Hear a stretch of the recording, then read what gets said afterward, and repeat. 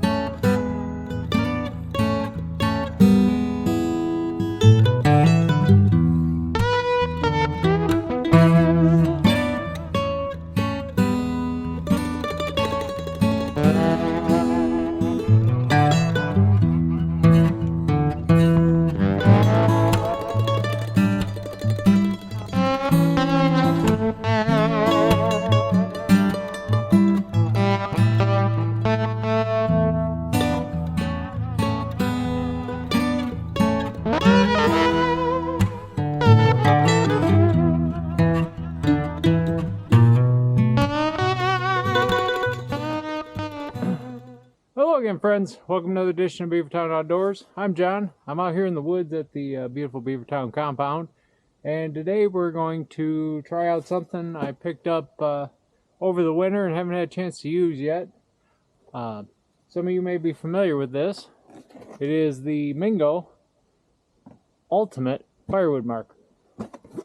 And so over the years I've done many different methods of trying to measure logs, to cut them, to buck them into good sized firewood rounds. We typically cut firewood rounds of 16 inches. I know some places, if you're watching from say Canada or other places, that the usual is 12 or 9 or all kinds of different sizes. But generally here in the US, at least my part of the US, we cut everything generally to 16 inches, give or take an inch. It just seems to work out well. Seems to be what everybody expects, although I have gotten requests for smaller pieces, for 12-inch pieces. I myself have a solo stove, one of those solo fire pits, and other than the giant Yukon one, the smaller ones, they're more set for 12-inch pieces of wood. So I've actually cut some at 12 inches for myself, and I've had some people ask for that, at least in campfire wood. So things do change, but different methods I've used. I've had these, the little, let me get this up here, using wire tie to make a marker here, which I got this one super tight, but you use this, sticks out here, and you can kind of eyeball it. That works okay. Problem is especially in the winter time, these like to break off. You gotta redo them. And the other thing is I like to stand up and buck, and I run longer bars. I run 28 and 32 inch bars. I do have a 24 and a 20 and a smaller saw, but generally my main saws are 28 inch, and then the Husky's got 32 on it. You're having to bend down and get to eyeball that. It doesn't give you a good accurate line of sight when you're so far away if you're standing up and bucking. So I've used these. I still keep them on my saws, but I've also tried other methods. Now there's the good old cut a stick off at 16 inches, hold it, and then use that to eyeball. Or I've got one of these handy paint stirring sticks that you can get for the low cost of free, usually at the paint department at your Home Depot or your Lowe's or whatever. And they're they're 15, 16 inch ruler. This one happened to only be marked to 15, so I actually took a marker and marked at 16. But you can hold this along the log, and again you can either use a crayon or a piece of chalk, and you can mark and just run along and mark the log, or you can hold this and put it down, sight it, and then cut.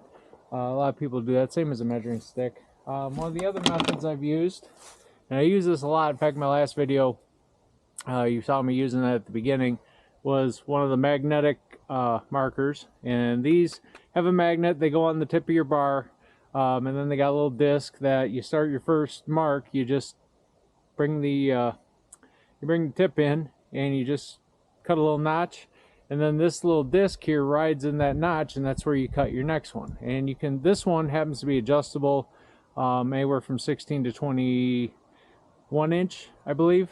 You know, so it's adjustable, but I generally keep it at 16 inches. But yeah, so those methods I've used, they work. But I want to try something different. I've seen these Mingo markers. I'm sure you have too if you've been doing this or watching any videos for any length of time on this. But they use, they use just a can of marking paint. There's a little device that you just put it in there and you roll it along the line and along the log, and it just puts it out of paint down. So I'm going to open this up and we're going to take a look. And we're going to set it up and we're going to see what happens.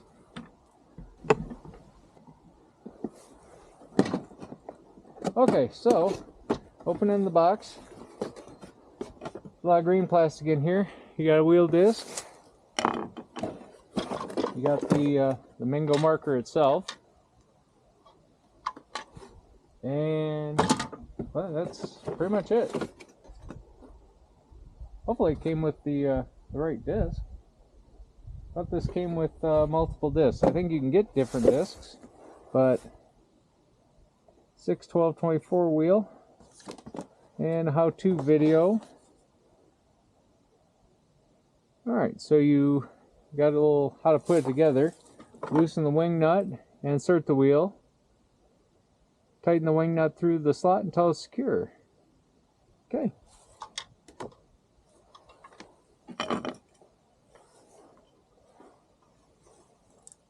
Oh, I see. So to adjust, there's little markings here. So it's where you put the this carriage bolt through is how the position of the wheel is and what the length of the where the mark is. So that makes sense. We're going to take this off. Just going to unthread the wing nut here.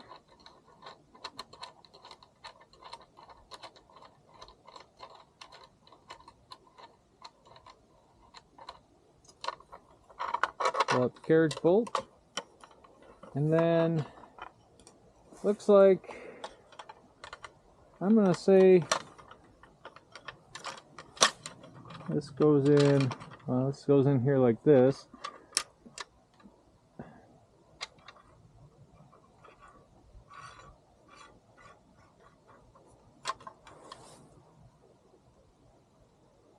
They don't really give you instructions on how or where this is supposed to hit. But I'm going to say, probably can't see what I'm doing here. I'm going to say it's supposed to go like that.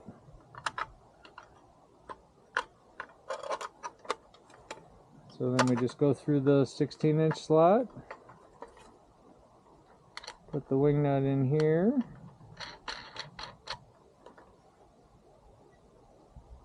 Like so. Probably loosen that just a touch. Okay, so see, it rides along here, and then I see. So the way marking paint works is you spray yourself with it. When you tilt this tip sideways is when it sprays. So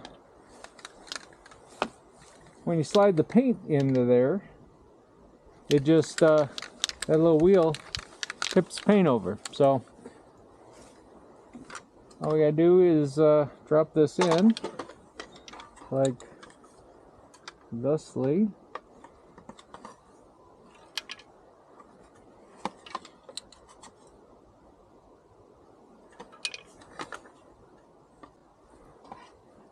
There we go. We snap that in there. See, now it sticks out the bottom. So we're going to take this out, and out over here, way out there, is a tree I brought down. It was a small tree I brought down while I was out here in the woods cutting. It was an ash. and we're gonna give this a try.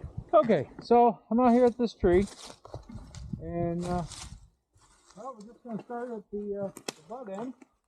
I've got this loaded up, and we're gonna roll it across, see what happens.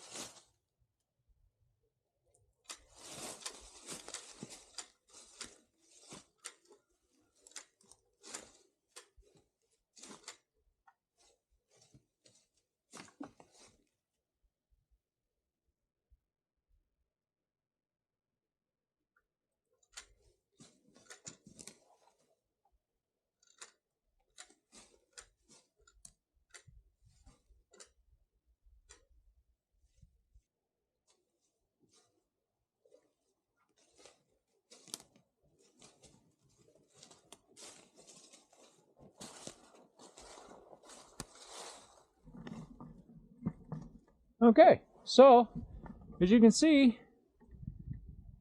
marked it all the way along the log. Now, one thing I did notice, this if you restart, kind of messes with you there. You know, it's kind of, you got to be going continuously for it to work the way it's supposed to. So we got all this marked up, and now I'm gonna get the Dolmar out, and we're gonna cut this up, and then we'll measure up the pieces that we end up with and see how accurate we were.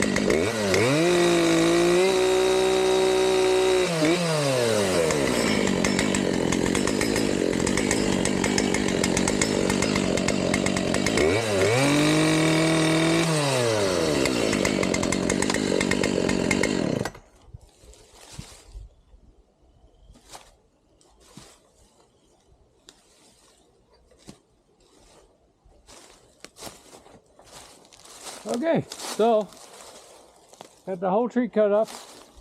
There's a couple short pieces. I basically just cut everywhere that I had an orange mark, you know, from the restarts and whatnot.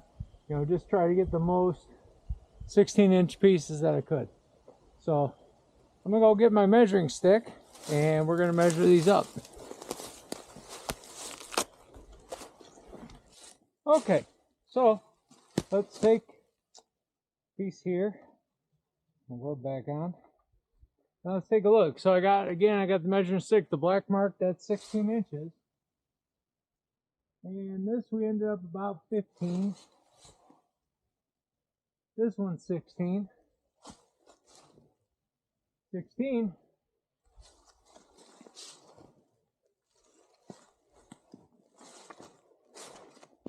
I'm gonna put that anywhere.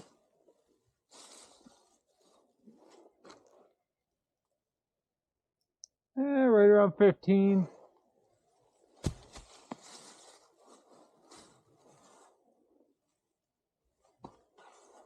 And one more, we'll check. This one, probably more like 17. So, within an inch. Now some of that comes from, you know, this makes a big splotch mark. Tried to aim for the center of them for the most part. You know, but you know, with firewood, I like better when they come out a little bit at 15 versus 17. You know, because you do get people that their stoves can only handle 16-inch.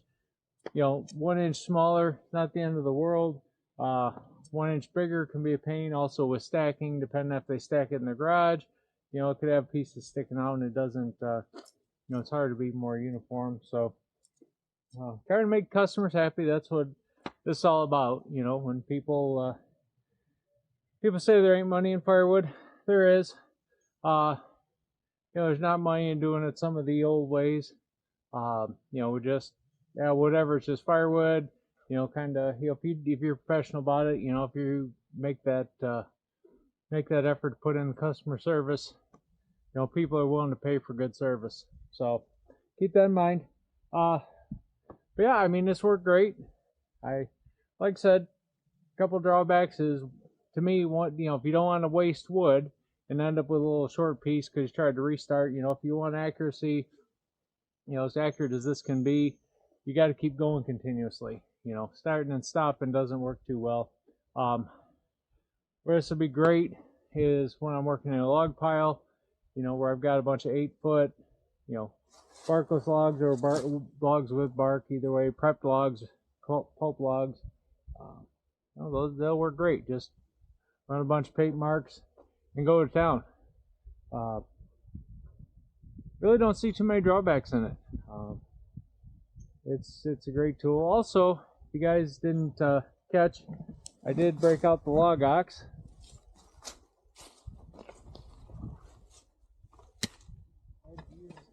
You know, a couple sections of it. I don't want to dig chain into the dirt. So, you know, shout out to LogOx.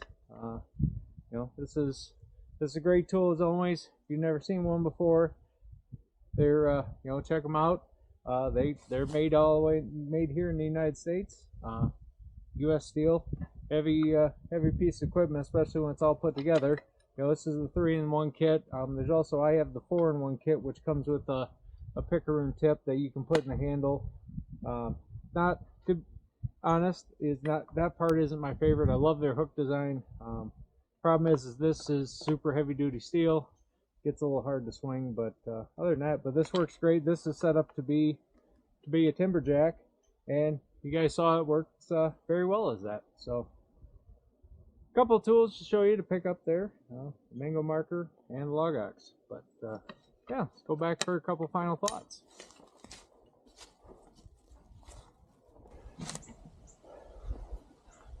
Well, guys, I think the Mingo marker was money well spent. Trying to remember what I paid for this.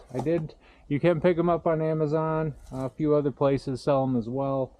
I think I've seen them in a couple of stores even. You know, I think this cost me, the basic kit, I want to say it was like $39. Time I made this video, somewhere around there. Yeah, works great. I mean, you got the the unit itself, and then the cost of inverted marking paint. I will say this: this stuff comes in all kinds of different colors. Out in the woods, I would say neon, orange or neon pink. Like Chris from In the Woodyard likes to say, this there are a couple of colors that don't occur naturally in nature. Actually, pink doesn't occur naturally in nature. Well, we'll leave that alone. At least hot pink don't. So make sure you get a good bright color when you're out in the woods. You don't want something that blends in. But yeah, I think this is going to be used quite a bit. The only drawback else I can think of, and part of the reason why I didn't use this earlier, was paint, spray paint. You're dealing with that. Not always good for in the winter because it likes to freeze unless you got a heated place to store it. So this has been staying in the house all winter long. I'm waiting for it to be warm, which it's finally getting there. So anyway, guys, that's going to do it for me today. If you like what you saw, please like and subscribe. Feel free to share.